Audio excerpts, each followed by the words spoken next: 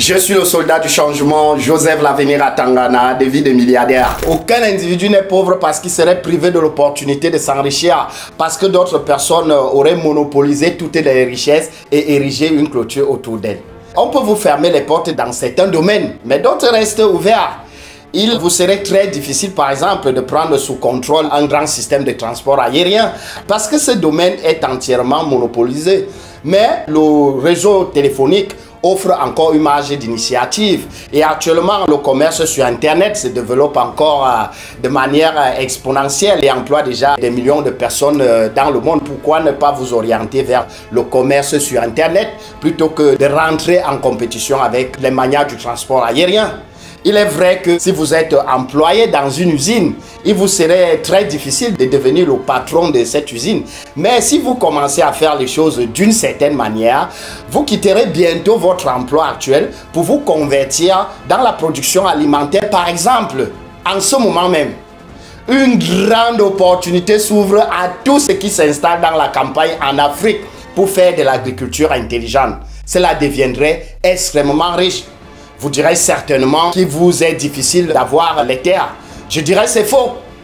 Vous pouvez acquérir les terres en Afrique.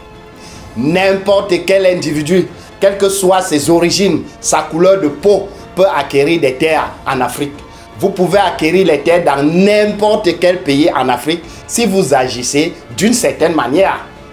Selon les périodes, le vent de l'opportunité souffle dans différentes directions.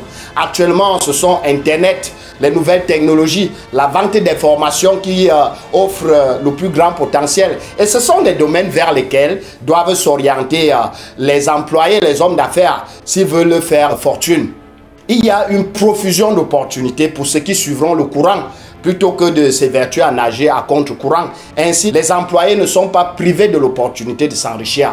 Les ouvriers ne sont pas enchaînés par leur patron ou leurs dirigeants. Ils ne sont pas réduits à l'esclavage par des cartels de l'industrie ou d'autres organisations capitalistes du genre. Ils sont là où ils sont parce qu'ils ne font pas les choses d'une certaine manière. Les employés, les ouvriers s'organiseraient. Ils prendraient le contrôle sur tout. La classe ouvrière deviendrait la classe dominante dès qu'elle décidera de faire les choses d'une certaine manière. Mais il faut que les employés, les ouvriers comprennent qu'ils resteront encore pauvres aussi longtemps qu'ils continueront à faire les choses telles qu'ils font. Surtout, vivez fort!